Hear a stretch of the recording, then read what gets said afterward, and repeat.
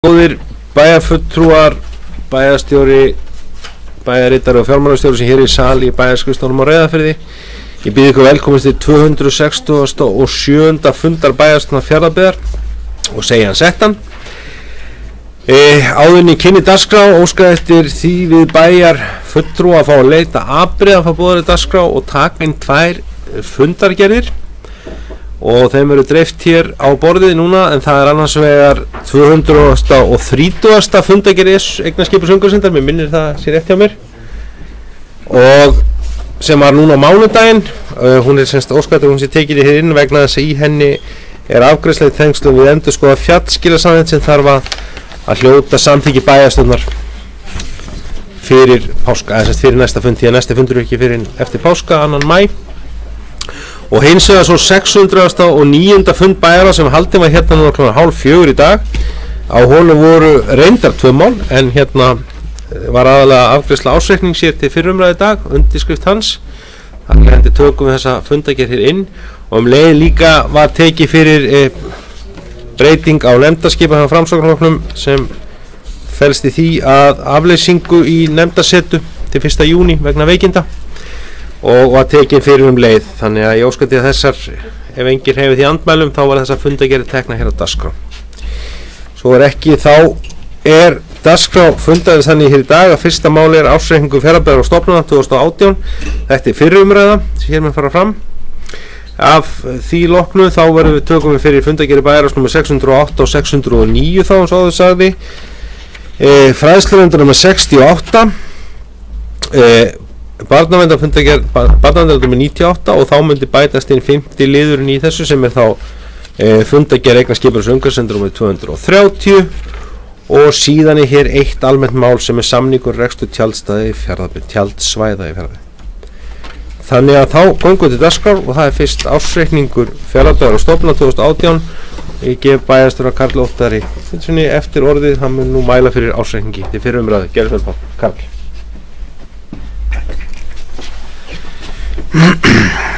Forseti, ágætu bæjarfulltrúar, fjármálastjóri, bæjarritari, aðrir þeir sem í sal. Nú, ársreikningur Fjarðabyggðar fyrir árið 2018 lagður fram til fyrri umræðu í bæjarstjórn, en eins og sveitarstjórnarlög kveða á að fjalla hann á 2 fundum í bæjarstjórn. Seinni umræðan reikningin fer fram þann 2. maí næstkomandi bæjarstjórnarfundi.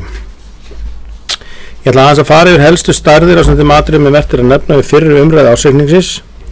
En með mér hér líka verulegur fjármálastjóri Fjarðabyggðar, Snorri Styrkásson, sem getur svarað erfiðari spurningum ef við koma. Í upphafi vil ég nefna þann 10. júní 2018 sameinuðust Fjarðabyggð og Breiðdalshreppur undir merkjum og nafni þess fyrrnefnda. Fjárhagsáætlanir beggja þessara sveitarfélaga hafa verið sameinaðar fyrir árið 2018 og einnig ársreikninga þeirra fyrir árið 2017. Þetta gert til samanburðar og glöggvunar fyrir lesendur ársreikningsins. Ákveðið var í mars 2018 að rekstur hjúkrunarheimilanna Uppsala og Uldulíðar fyrir árið 2017 eru tekin inn í samstæðu reikningsskil Fjarðabyggðar vegna ársins 2017. Fjárhagsáætlun ársins 2018 var hins vegar ekki breytt til samræmis. Sú fjárhagsáætlun sem hér liggur til grundvallar í samanburði við rekstur ársins 2018 inniheldur því ekki hjúkrunarheimilin, hvað var að reksturinn. Áhrif hjúkrunarheimilanna gætir hins vegar fullu í samanburði rekstrar og efnahagsmilli áranna 2018 og 2017, þar sem að heimilin voru í samstæðu uppgjörinu fyrir árið 2017. Það geta þess kannski hér að tekjur hjúkrunarheimilina námu 470 milljónum á árinu 2018 og launagjöldin 410 milljónum á árinu 2018. Á heildina litið rekstrarafkoma sveitarfélagsins góð og lækkun skulda samkvæmt skuldaviðmiði framar áætlunum. Skuldaviðmið samstæðu í loka árs 2018 87%. Rétt að geta þess að nú heimilt að taka tillit til hreinna veltufjármuna, en áður var skylt að draga frá skuldir við útreikningin. Þetta þýddi áður en að veltufjár frá rekstri hefði ekki áhrif í tilviki Fjarðabyggðar vegna þess að skuldir sveitarfélagsins voru það miklar. Með þessari breytingu hefur veltufjár frá rekstri full áhrif á skuldaviðmiði. Það þýðir það að skuldaviðmiðin eða við eldri reglur þýðir að við hefðum verið 102%. En þetta samt sem að mjög góður árangur. Ég meina skuldaviðmiðið 150% sem við hefum að standast. Þannig að við erum vel undir því og erum á öruggu niðurleið með það. Sýnir að það vel haldið á spöðunum í rekstri sveitarfélagsins. Að samaskapi gefur niðurstaða A-hluta sveitarsjóðs tilefni til áframhaldandi aðhalds í rekstrinum og niðurgreiðslu skulda til þess að skapa svigrúm til frekari eflingu á þjónustu sveitafélagsins og uppbyggingu innviða. En það er ekki kannski staða með við skuldastöðuna í dag. Ég ætla að nefna hér tekjurnar okkar að það skiptast þannig að skatttekjurnar eru 61,9% tekjum sveitafélagsins á meðan aðra tekjur nema 38,1% af heildartekjum. Laun og launatengd gjöld nema 47,8% af heildartekjum sveitafélagsins og annar rekstrakostnaður nema 28,9% af heildartekjum sveitafélagsins. Það er það jákvætt í þessu að tekjur Fjarðabyggðar á árinu 2018 jukust 823 milljónir eða 11,3% frá árinu 2017 og 13,1% umfram fjárhagsáætlun ársins 2018. Launakostnaður Fjarðabyggðar hækkaði aftur á móti 481 miljóna milli árinu 2017 og 2018 að meðtöldu reiknum breytingum og lífeyrisskuldbindingum eða 13,1%. Hækkun launakostnaður er því að sama og svo hækkun tekna sem að er umfram í fjárhagsáætlun eða 13,1%. Rekstraniðurstaða ársins hjá samstæðu A- og B-hluta var jákvæðin 739 milljónir en rekstraniðurstaða A-hluta var jákvæðin 203 milljónir. Rekstraniðurstaða án afskrifta og fjárnámsliða hjá samstæðu A- og B-hluta var jákvæðin sem nam 1.690 milljónum samanborið við 1.362 milljónir á fyrra ári. Þar af var rekstraniðurstaðin sem segði A-hluta í 735 milljónir. Framlegð eða EBITDA rekstrarebitan var 20% hjá samstæðunni eða rúmlega 12% í A-hluta sem er mikil bæting. Rekstratekjur samstæðunar námu samtals 8.124 milljónum en þar að námu rekstratekjur A-hluta 5.926 milljónum en til samanburðar voru rekstratekjur samstæðunar 2017 7.300 milljónir. Þetta er svo stóra tölur að maður rugglast aðeins. Eða kannski maður þyluðar aðeins og hratt upp. Rekstragjöld án afskrifta í samstæðinu námu 6.504 milljónum og þar að voru rekstragjöld A-hluta 5.192 milljónir.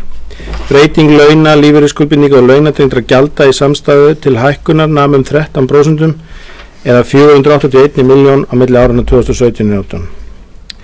Annar ekstrakostnaður samstæðu hækkaði 85 miljónir á milli árana 2017 og 2018 og nam 2.348 miljónum. Fjármagnsgjöld umfram fjármunatekjur í samstæðu námu 365 miljónum samanborið við 307 miljónir árið 2017.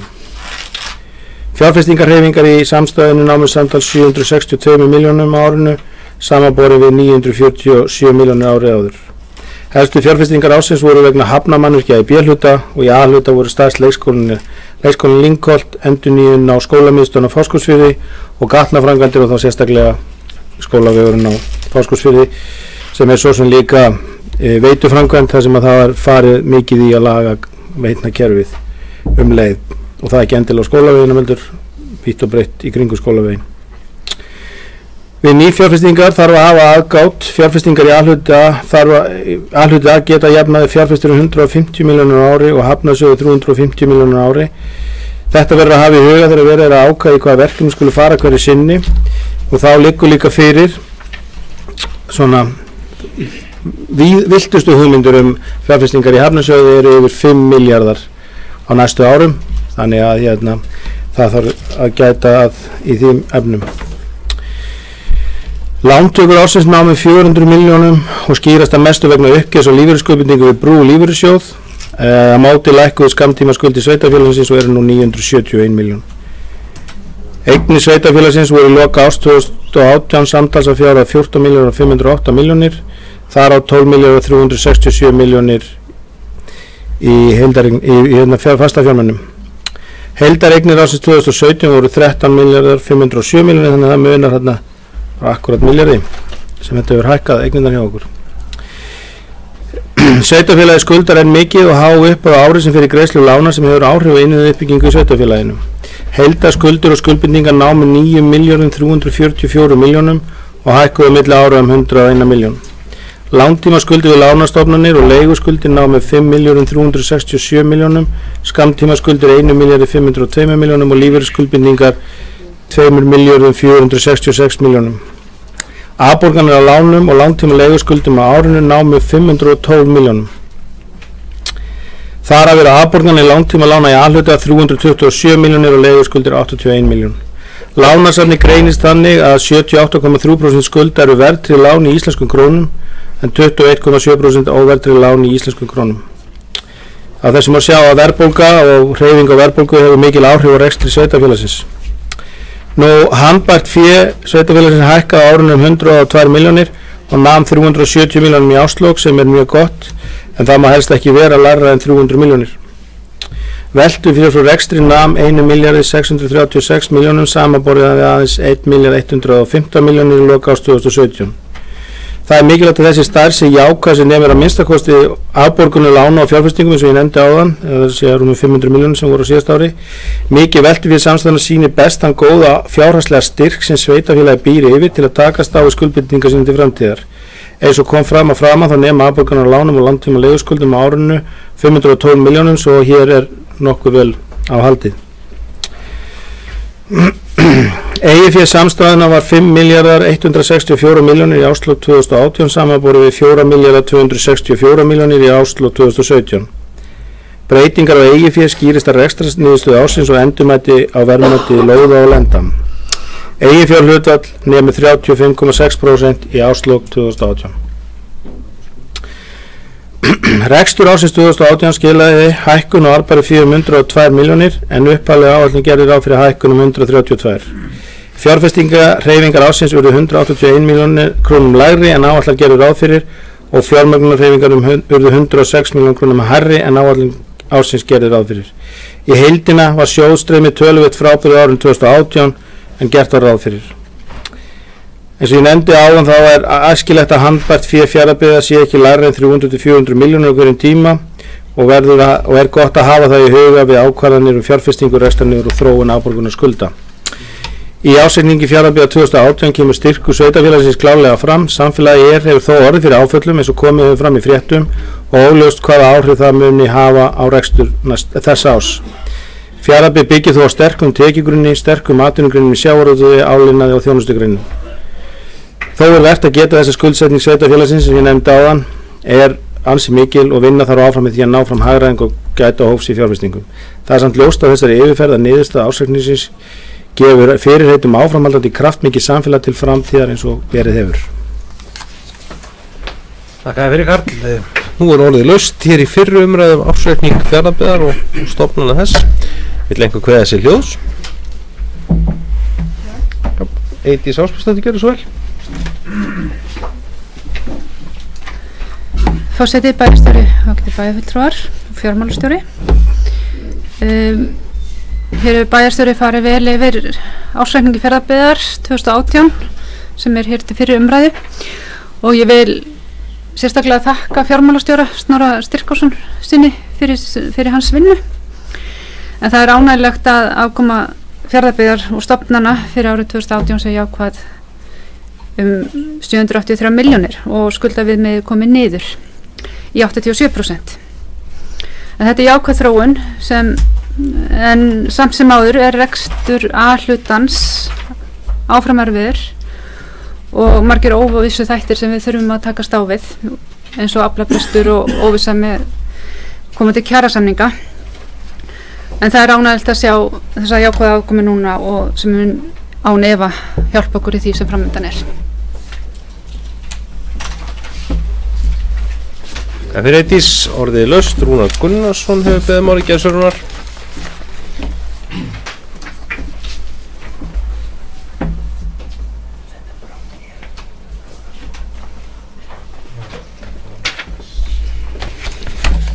Bæjarstjóri, forseti og félagar. Maður er rétt búinn að kíkja yfir þetta og það kemur strax í ljós að við erum enn að glíma við það að kostnaðurinn eltir tekjurnar. Við erum að auka tekjurnar 1 milljarð en við erum að auka kostnaðir strax svo eftir. Það er áhyggjuefni. Við erum að auka launagreiðslur 11% umfram þær launahækkanir sem urðu. Það er ekki góð þróun. En kostnaður sem eltir alltaf tekjur, það vandamál hjá flestu fyrirtækjum og þarf að fara í strax aðlaga. 9,2 milljarðar í skuld allt mikið og það ekkert að lækka. Þetta alltaf eftir sama talan og var og við erum okkur ekki að takast að lækka höfuðstólinn og við þurfum að taka á því.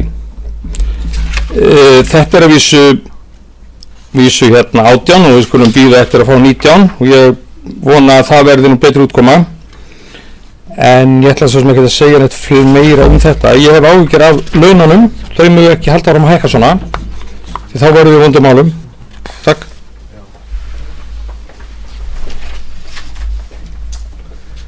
Takk fyrir Rúnar, fleiri kveðs ljós. Ég ætla að fá að kveða við ljós hér einnig að stutt og svona koma hér inn í þessu umræðu. Fyrir umræðu ársreikningi, ég svo sem ekki ráð fyrir að hann muni taka hann einum sérstökum breytingum milli umræðina frekar fyrir daginn og nota þetta tækifæri og þakka fjármálastjóra og starfsfólki hér ásamt endurskoðanda þeirra vinnu við framsetningu reikningsins. Ég veit að þessi vinna var kannski umfangsmeiri núna vegna þess að menn voru að taka til sameiningar og fá fjárhagslega hliðar til þess að taka þessar fjárhagslega upplýsingar saman, því að frá með náttúrulega eins og við munum 1. júlí í fyrra var þetta sameina sveitafélag með sameiginlegan fjárhag en fyrir hluti árstöðutin náttúrulega að samræma út frá gögnum þess að tekja sveitafélag.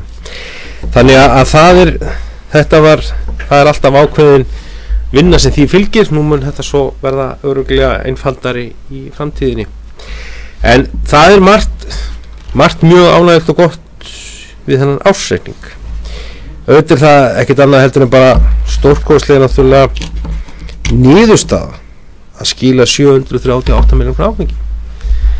Það er afskaplega gott, ég held að maður getur verið sátt við það. Við höfum skilað á síðustu árum afgangi sem betur fer og sjálfum sér það ekki metnaðarmál sveitarfélaganna að skila sem mestum afgangi, heldur það að þau séu vel hæfi í sínu rekstri og geti veitt sína þjónustu undir sín fjárfestingum.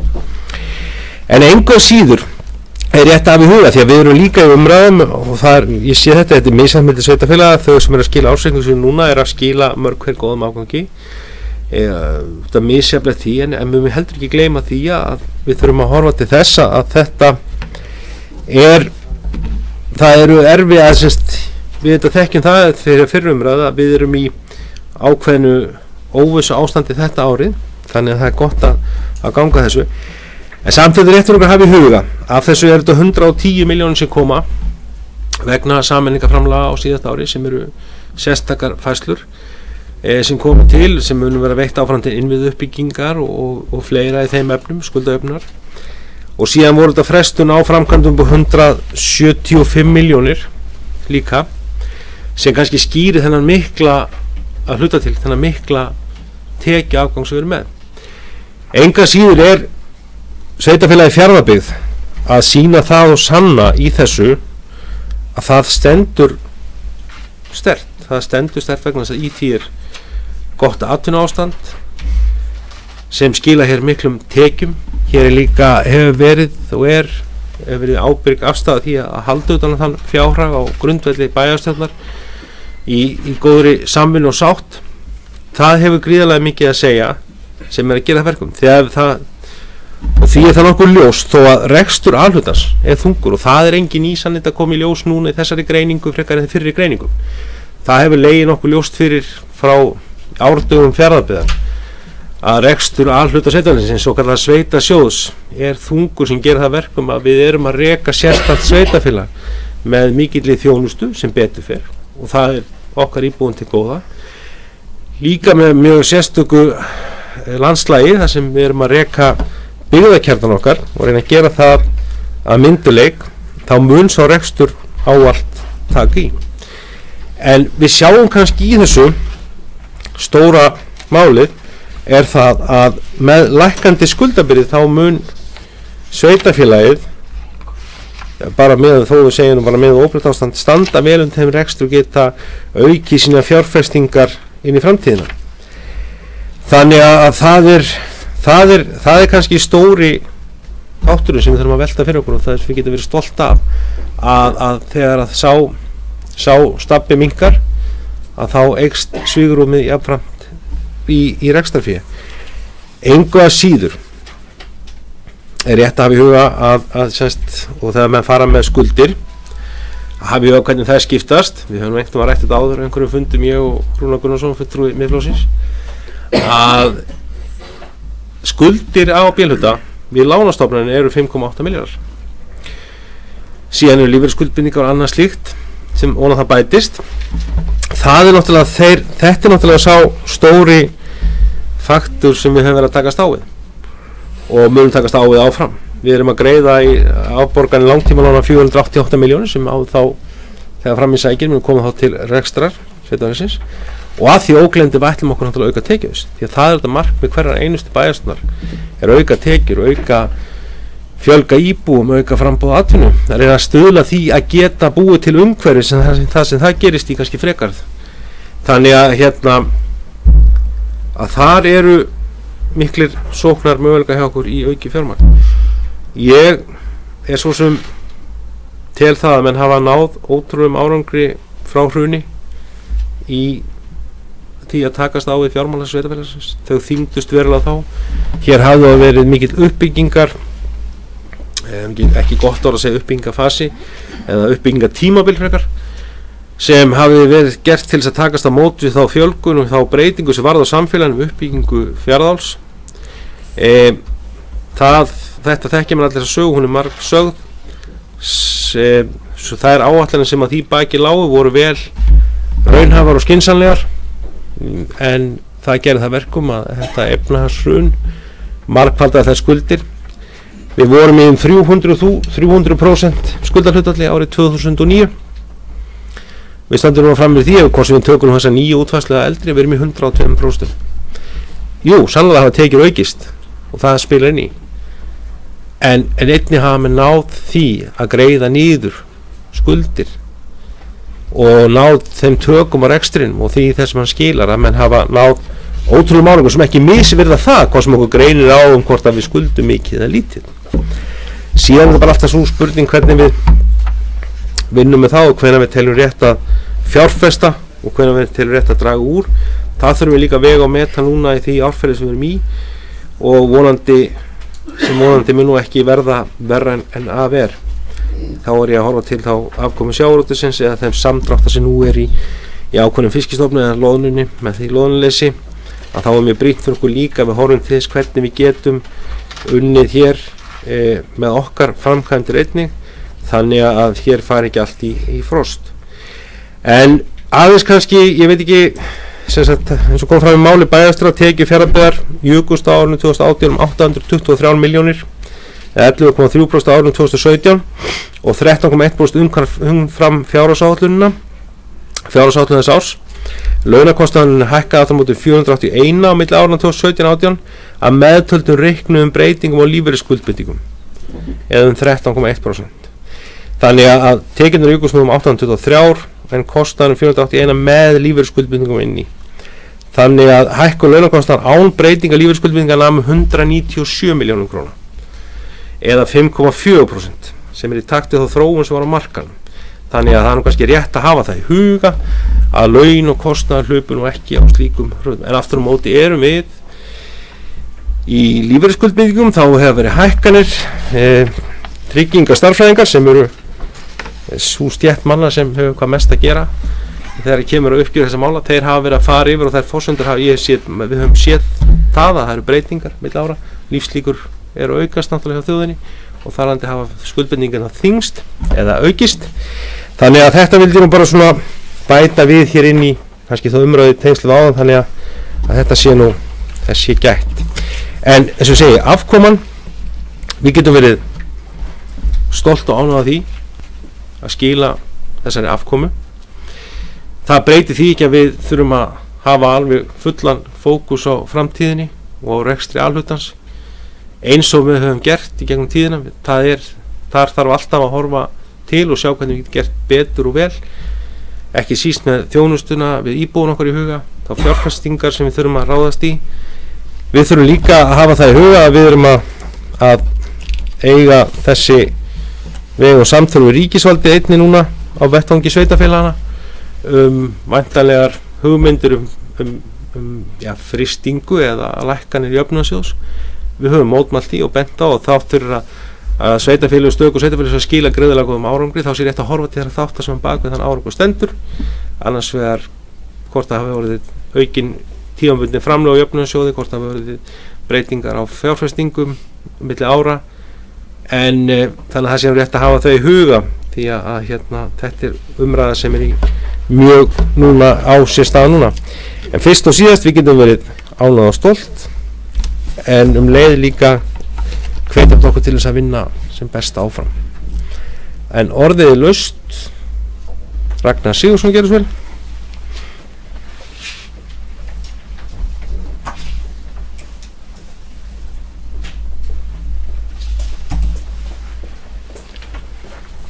Forseti, bæjarstjóri, ágætu bæjarfulltrúar og fjármálastjóri. Ég vil bara taka undir með þeim sem hafa talað undan mér og þakka fjármálastjóra fyrir hans miklu vinnu undanfarna daga og vikur. Ég veit að þetta mikil vinna á bakvið hvern ársreikning og samanskapið tekið undir með Jóni Birni. Það er niðurstaða ársreiknings góð, þetta jákvæð niðurstaða og sýnir svona að við höfum verið á réttri braut undanfarin ár í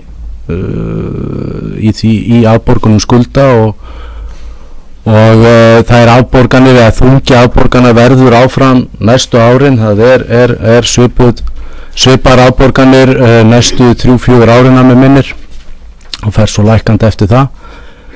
Og í því árferði sem núna og eins og kemur fram í greinargerð fjármálastjóra er mikilvægt að við höldum áfram rétt á spilunum. Við erum á réttri leið í fjármálum sveitarfélagsins en það má afskaplega lítið út að bera og eins og árferði núna þá er mikilvægara en nokkru sinni fyrr að stíga varlega til jarðar í öllum fjárútlátum. Það er gríðarlega mikil óvissa vegna kjarasamninga, það er gríðarlega mikill lónubrestur í ár og við vitum ekkert hvernig staða sjávarútvegsins verður á næsta ári og einnig samdráttur hér í iðnaði og að minnsta kosti í kringum áliðnaðinn sem smita svo út frá sér í aðrar greinar. Þannig að þrátt fyrir að hér séum gríðarlega jákvæða niðurstöðu að ræða þá er mjög mikilvægt að við stígum varlega til jarðar. Þakka fyrir Ragnar. Orðið laust hér í fyrirumræðum ársreikning. Enginn kveður sér hljóðs. Þá ber ég hér upp að vísa ársreikningi til síðari umræðu í bæjarstjórn sem fer fram 2. maí. Það er samþykkt með 9 atkvæðum.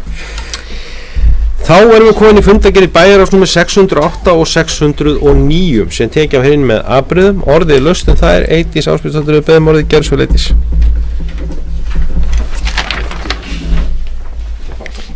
Ég skal leiða þessu eftir.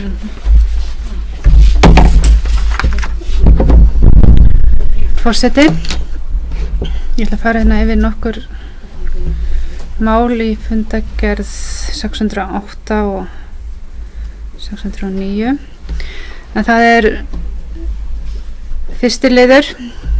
Þá kom þau inn á fund bæjarráðs Magnús Ásmundsson forstjóri Alcoa Fjarðar Alcoa og Dagmar Ír Stefánsdóttir upplýsingafulltrúi. Við ræddum meðal annars þær hugmyndir sem hafa komið upp með að nýta þann varma sem afgangs frá álverinu til húshitunar og Eskifirði sem og hugmyndir sem hafa komið fram með að útbúa ylströnd með því að nýta þennan varma. Þetta er áhugaverð mál sem að allir er tilbúin að skoða nánar og að hvort að verkefni sé raunhæft í okkur samfélagi en bæjarstjóri mun fylgja þessu máli eftir. Við fengum fleiri gesti inn á þennan fund. Jannes Guðljósson, íþrótta- og heilsufræðingur, kom inn á fundinn og fór yfir verkefni sem hann hefur stýrt sem snýr af heilsueflingu eldri aldurshópa. Gríðarlega jákvætt verkefni sem er góð reynsla komin á í Reykjanesbæ og Hafnarfirði meðal annars. En þetta verkefni er svona skref til að bæta, eins og segi, heilsueflingu eldri borgara sem að fæst meðal annars með bættri þjálfun og fræðsluerindum og ég tala ekki auknum félagslegum samskiptum á milli fólks. En við viljum hér í Fjarðabyggð leggja okkar á mörkum til að auðvelda fólki til að búa lengur á sínum heimilum og án efa mun verkefni sem þetta styðja við það og hvað sem má nefna í því samhengi að kostnaður við eitt hjúkrunarrými á ári er 13 milljónir. En málinu verður vísað áfram til íþrótta- og tómstundafulltrúa til áframhaldandi vinnslu og skoðunar. Liður 8 þá tókum við fyrir minnisblaði frá íþrótta- og tómstundafulltrúa fyrirkomulega sumarnámskeið á Reyðarfirði árið 2019 þar sem lagt til að það verði í rauninni tilraunaverkefni hér á Reyðarfirði og bæjarráð samþykkti þessar tillögur og í framhaldinu fól íþrótta- og tómstundafulltrúa að innleiða þetta verkefni. Þetta eins og fram kom að þetta er tilraunaverkefni sem yrði þá frá 3. júní til 5. júlí fyrir börn í 1. til 4. bekk. Spennandi forvarnaverkefni þar sem fagfólk kemur á máli og ef þetta heppnast vel þá mun sambærileg verkefni eru sett á fleiri staði. En Pálína Margeirsdóttir formaður íþrótta- og tómstundanefndar hefur verið þeirri vinnu með íþrótta- og tómstundafulltrúa og mun ætlar að koma hérna eftir og segja aðeins nánar frá þessu verkefni. Liður 11 hafa lagt fram minnisblað SVF Aust gjaldfrjálsar samgöngur ungmenna að 18 ára aldri í Fjarðabyggð og bæjarráð samþykkir að þessar almenningssamgöngur verði gjaldfrjálsar fyrir ungmennin ásamt fólu við fjármálastjóra að útbúa viðauka vegna málsins upp á 500.000 sem þetta mun kosta fram til 1. september 2019 en ástæða þess að einungis er verið að tala viðauka sem nær til 1. september er að núna er verið að endurskoða allan akstur almenningssamgangna innan Austurlands, innan SVF Aust og það mun koma ný verðskrá 1. september og þetta er sem sagt þær forsendur sem við höfum núna. Við vísuðum málinu til upplýsingar í ungmennaráði en afar brýnt að þetta mál sé loksins komið í réttan farveg þar sem þetta var samþykkt fyrir 2 árum að fara í þetta mál og svo voru við, þá var það ekki fleira. Þakka fyrir þetta sinna. Fleiri kveðsir hljóðs undir þessum liðum. Pálína Margeirsdóttir gerur svo vel og svo Ragnar Sigurðsson eftir. Gerur svo vel.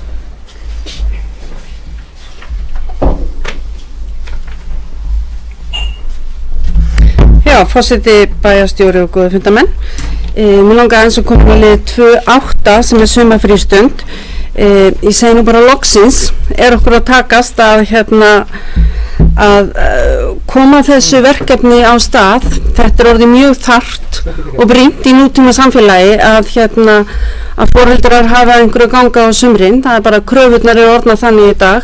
Þetta er ekki eins og þegar við vorum ung, þegar við fórum bara góða gatinn, þegar það kom sumar, vorum bara brygginn að leika okkur, það er ekki búið í dag. En þetta er bara virkilega spennandi að þetta sé komið og eins og Eydís kom inn á þá ætlum við að byrja hérna á Reyðarfirði og að sjálfsögðu reiknum við þá með að ef við vel gengur að útfæra þetta verkefni á fleiri staði og þá vonandi bara strax næsta sumar. En þetta skiptir náttúrulega mjög miklu máli fyrir okkur sem svona fjölskylduvænt samfélag að og eins og við veitum það hefur verið mikil umræða þetta og sívaxandi umræða og ég vil meina sérstaklega kannski hérna á Reyðarfirði þar sem að mikið ungu fólki hefur flutt til okkar sem hefur kannski ekki bakland til þess að bjarga sér á og íþróttafélögin hafa verið að gera þetta og fengið til þess lítinn styrk sem til dæmis hefur ekki breyst síðan 2013 og þau hafa oft bara átt mjög erfitt með að manna þessa stöður.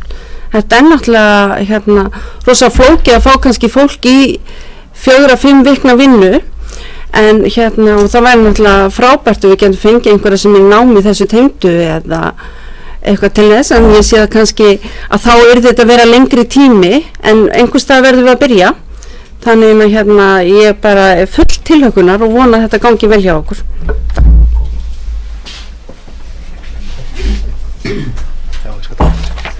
Takk að þið fyrir Pálína. Ragnar Sigurðsson hefur beðið orðið.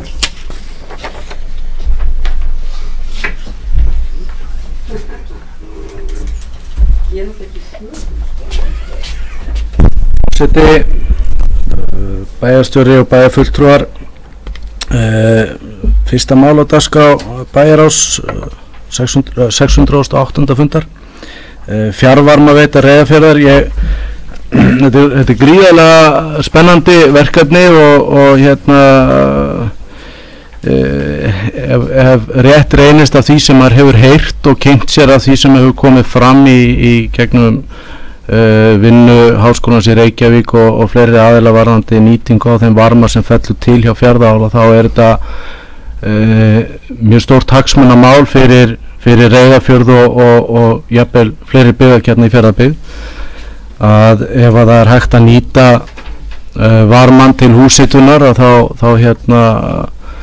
er þetta virkilega mikið framfaraskref og eitt af þeim hagsmunamálum fyrir Reyðarfjörð sem er brýnt að vinna að og reyna að kalla ríkisvaldið að málum og jafnvel Orkustofnun að tók hvert að þau séu tilbúin í að koma að þessu verkefni og nýta þetta. Ég saknaði svolítið að sjá ekki einhver fylgigögn með þessu eða jafnvel að einhver kynning fari fram í eignarskipulags- og umhverfisnefnd sem fær nú með veitukerfi Fjarðabyggðar og rétt að vísa þessu þar, hvort sem að Magnús Þór kemur til kynningar eða bæjarstjóri, en allavega að fara svona yfir það sem var rætt á fundinum og eflaust og vonandi á sú kynning eftir að fara fram, en það er mikilvægt að við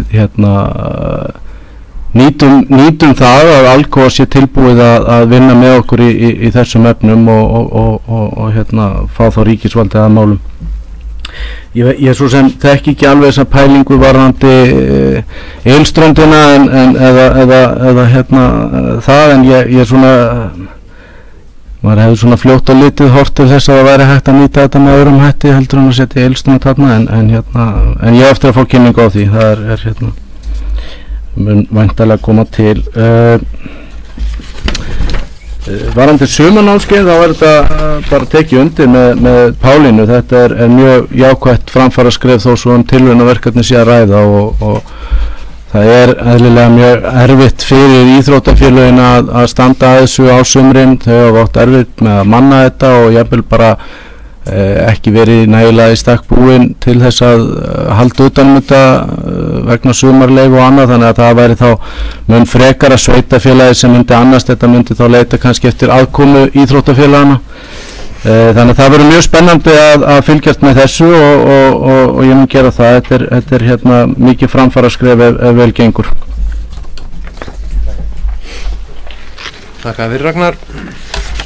Rúnar Már Gunnarsson við beðum orðið. Gerðu sér Rúnar.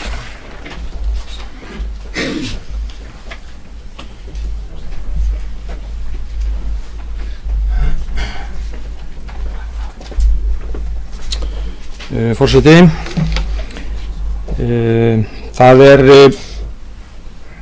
fjarvarmaveita frá Fjarðaál. Það er spennandi, mjög spennandi verkefni. Það kom fram í máli Magnúsar að þeir eru tilbúinir að fara í þetta verkefni með okkur að svo miklu leyti að þeir mun ekki rukka okkur fyrir varmann, en við þurfum að beisla hann, sem er dálítið verkefni að beisla varmann. Lögnin aftur á móti kemur frá okkur, við þurfum að setja hana og bara kostnaða því. Heilsuefling 65 ára eldri, ég er þetta mjög spenntur fyrir því, það styttist hjá mér í þetta og mér þykir það mjög spennandi mál. Ragnar nefndi aðeins ylströndina og ylstrandamálið er nefnilega allt annað mál en hitt.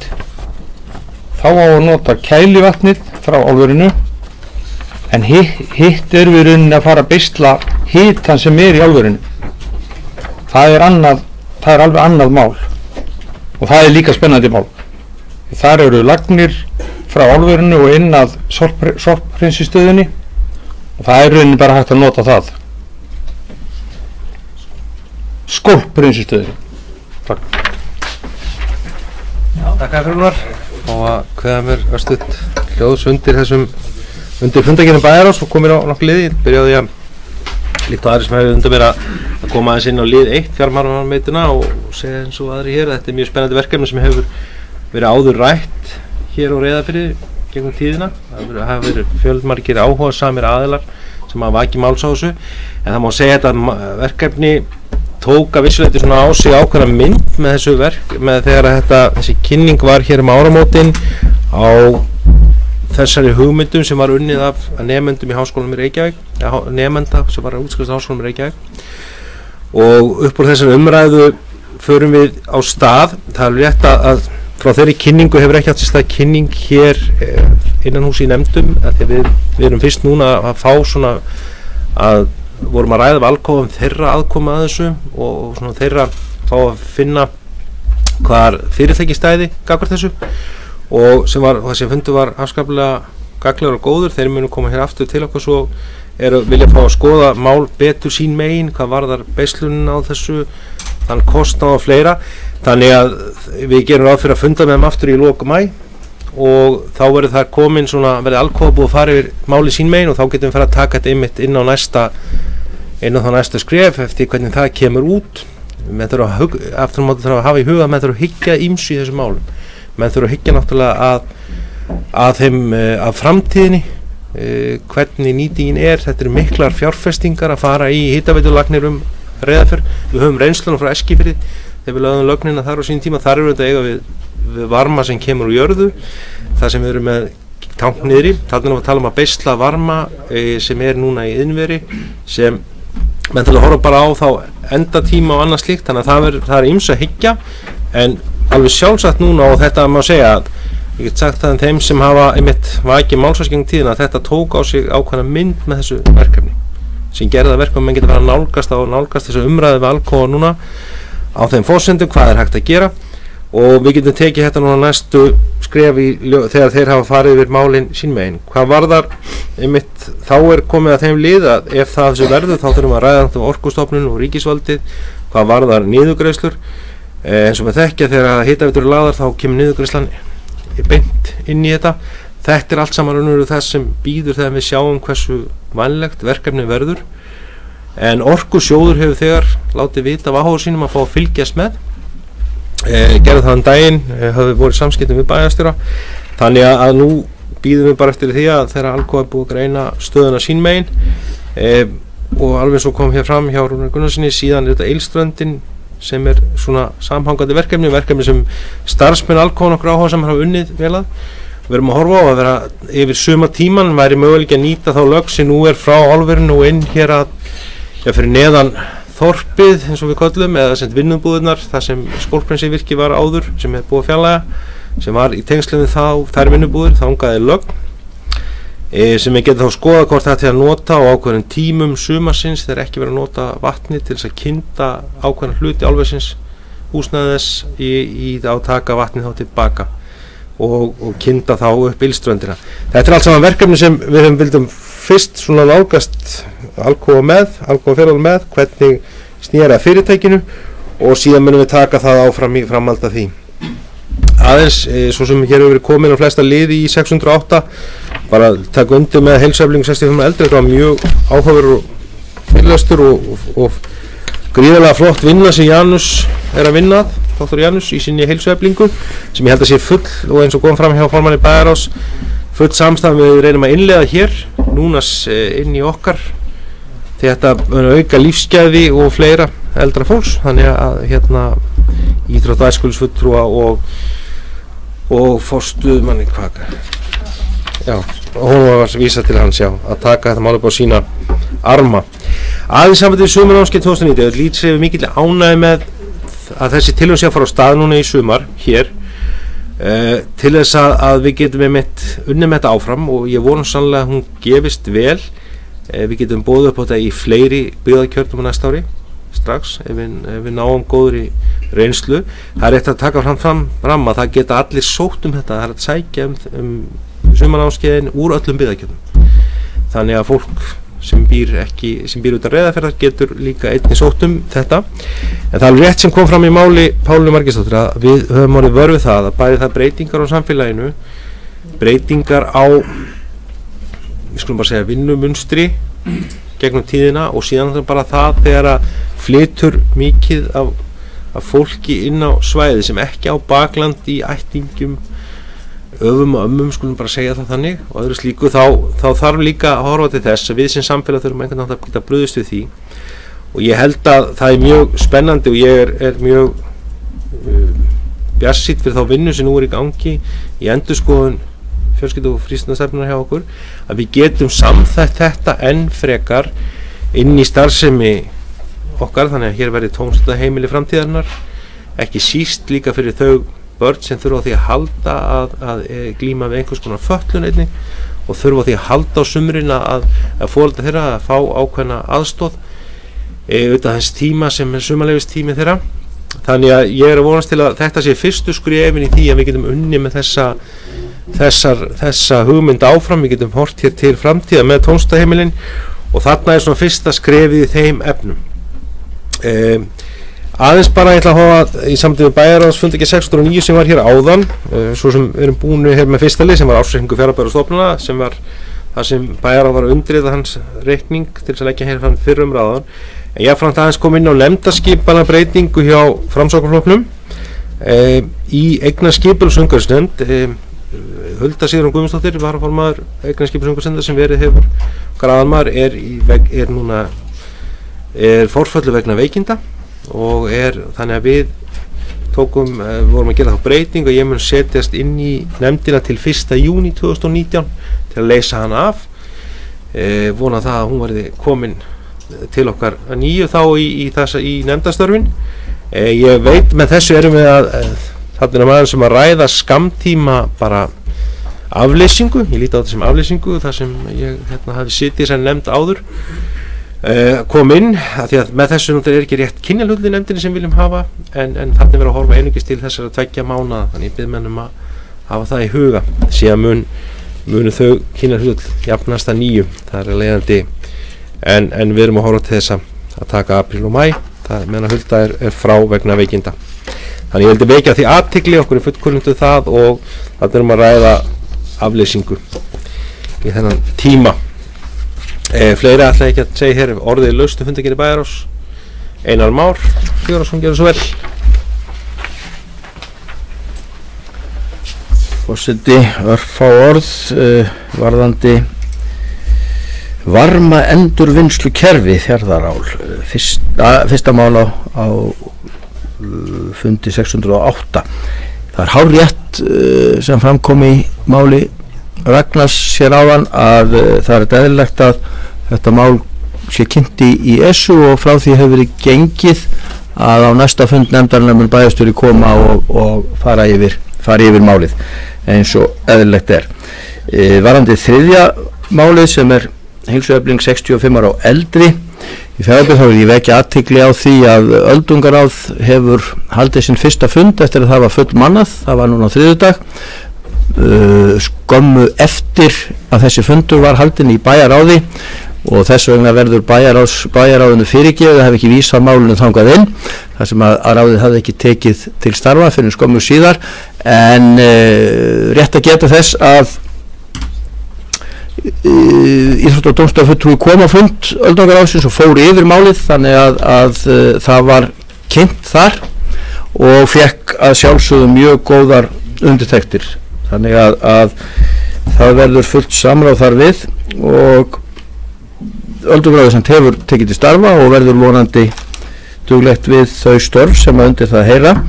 Það er svo heppilegt að nú er sérstakur starfsmaður á sviðinu sem að Guðrún Lilja Magnúsdóttir mun starfa með ráðinu þannig að það er miklu betur að því staði heldur en áður hefur verið hvernig umgjörðin er það og það er svo ánægjulegt að á þessum fyrsta fundi var það fullmannað, það mætti var hvers til sæti setið, þannig að það er mikill hugur í því ágæta fólki sem að þar var inn kosið. Varðandi 8. liðin sumarnámskeiðin, þá er þetta mjög ánægjulegt skref sem þarna er verið að stíga og rétt að vekja athygli á því að þarna verður þetta sett í það form að það eru öll börn sem að geta fengið þarna þá þjónustu sem í boði er líkt og er í skólunum. Þannig að það verði ekki eins og því miður hefur brugðið við í sumarnámskeiðum að það hafi ekki verið svona við hæfi allra barna, en það er eðlilegt þegar að íþróttafélag hefur verið með það að þau geti ekki sinnt allir í flórunni. En þarna er auðvitað verið að gera tilraun til þess að sinna öllum.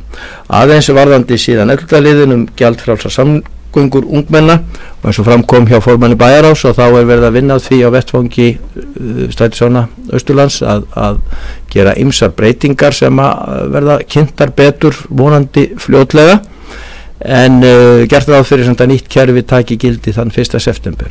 Aðeins bara svona til upplýsinga, þá er kerfið því miður svolítið flókið. Þetta árið er bráðabirgðar samningur við vegagerðina, það er að segja landshlutasamtök sveitarfélagana gera samning við vegagerðina rekstur almenningssamgangna í landslutunum, og það var eingöngu gerðið bráðabirgðarsamningur fyrir þetta ár vegna þess að var verið að vinna að heildar endurskipulagningu á kerfinu. Það er þetta búið að vera í þróun undanfarin ár, hefur þróast mjög misjafnlega eftir landslutum og við höfum þróað þetta á margan hátt öðruvísi en aðrir landslutar hafa til dæmis allir verið með samning við strætó, meðan við höfum ekki verið með neitt samning við strætó og höfum ekki að hugsa okkur að taka upp slíkt, heldur reyna að þróa okkar kerfi hér, og það er auðvitað ekkert launungamála að Alcoa Fjarðaáli er það svona ákveðið hryggstykki sem að orsaka það að við getum í raun og veru boðið upp á betri þjónustu en margir aðrir, og ég held að við höfum miklu meiri þróunar möguleika en aðrir. Það er eina af þeim hugmyndum sem eru núna í gangi varðandi samninga fyrir næstu ár, eins og er nú verið að ræðum að gera til 4 ára til dæmis, eitthvað þess áttar, og það er það að verði stofnað eitt félag allra landslutasamtaka þennan rekstur. Það er ekki einhugur í hópi landsluta eða forystumanna landslutasamtakana það mál, og ekkert launungamál að við höfum verið á annarri skoðun en margir aðrir, þó að við eigum þar fylgismenn líka, og teljum að það sé ekki okkur til framdráttar að vera með alla okkar starfsemi að minnskosti í einu félagi. Við höfum átt fund með forstjóra vegagerðina meðal annars þetta mál, þar sem farið yfir það, og ég var ekki varfið annað en að það væri fullur skilningur á því að okkar kerfi væri með þeim hætti að það myndi ekki falla inn í eitt landsfélag.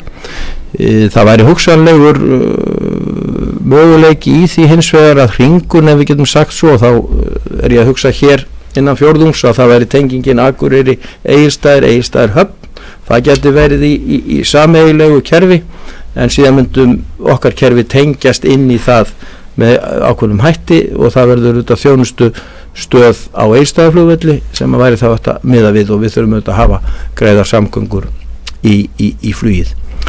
En þetta er sem sagt allt í mótun, og því miður þá hefur þetta ferli gengið of hægt og kannski svolítið íslenskt í því að menn eru alltaf að falla á tíma, og það styttist óðum í það núna, menn ná ekki að klára þetta fljótlega, þá falla menn aftur á tíma gagnvart því að ganga frá samningi fyrir næsta ár.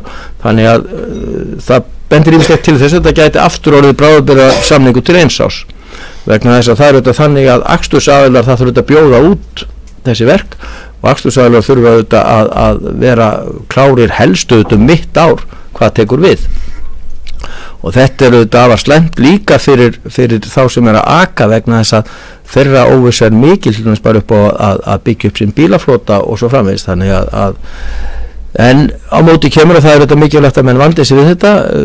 Verkið er mikilvægt bæði sem þjónusta við íbúa og ekki síður auðvitað í tengslum við loftslagsmálin, og það er sem betur fer farið að ræða þetta töluvert í því samhengi.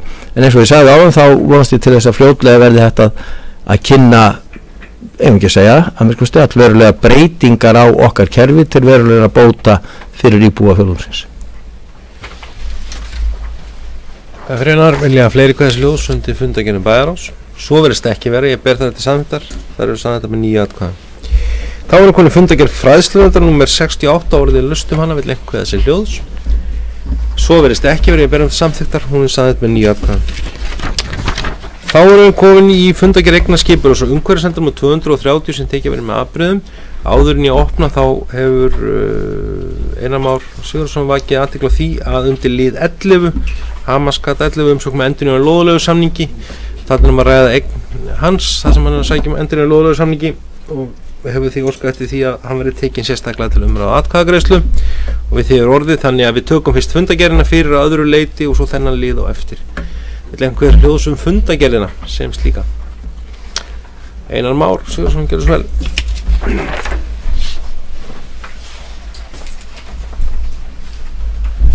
Forseti, örfá orð bara hér nokkura liði. Það er svona í framhaldi eiginlega af því sem við ræddum hér, líklega var það á síðasta bæjarstjórnarfundi endurheimt á votlendi. Það er mjög ánægjulegt að það kom frá votlendissjóði kynning til okkar það og það væri frágengið á milli votlendissjóðs og jarðeiganda á Svarthamri, Hofi og Seldal í Norðfirði að það verði farið í það að moka þar ofan í skurði. Það kemur síðar framkvæmdaleyfis ósk frá þeim þegar það kemur en þetta er sem sagt ánægjulegt og það er stefnt að því að þetta gerist núna í sumar þannig að það er bara stutt í þetta. Varðandi síðan umsögnum frumvarp til laga um dýrasjúkdóma, þetta er nú innflutningur á búfjárafurðum, þetta er nú mál sem hefur farið nokkuð hátt hér í fjölmiðlum meðal annars og við vísum því eðlilega til landbúnaðarnefndar því að þetta er auðvitað tengt því sem að þeir eru að sýsla fyrir okkur. Ég held að sé nú ekki fleira í þessari fundargerð sem að þarf að ræða nema það er enda að vera í fundargerð Bæjarráðs, það er að segja uppbyggingu á útivistarsvæði sem er auðvitað afar spennandi frá Skógræktarfélagi Norðfjarðar þar sem var ætlunin að stofna félag ákveðið verkefni. Það mun síðar auðvitað skýrast betur þegar að umsókn mun formlega það berast sem að ætlunin er að framkvæma. Hvað fyrir hennar? Fleiri kveðsljóðs undir fundargerð eignaskipulags og umhverfisnefndar. Svo verðist ekki verið í berinu til samþykktar. Hún er saðið með 9 atkvæðum. Þá eru tekin fyrir liður 11 þeirri fundargerð sem hefur fengið nafni Hamarsgata 11. Einar Már mun nú víkja fundi. Við munum ræða sem sagt beiðnum endurnýjun á lóðaleigusamningi fyrir húsið sem er núna staðsett við Hamarsgötu 11, var áður skólaveg af þessum aðkoman frá Hamarsgötu. Vill einhver kveða sig hljóðs? Svo verðist ekki verið berið upp til samþykktar. Þetta er samþykkt með 8 atkvæðum og Einar Már má ganga í sala 9. Þá er hér næst fundargerð barnaverndarnefndar númer 98.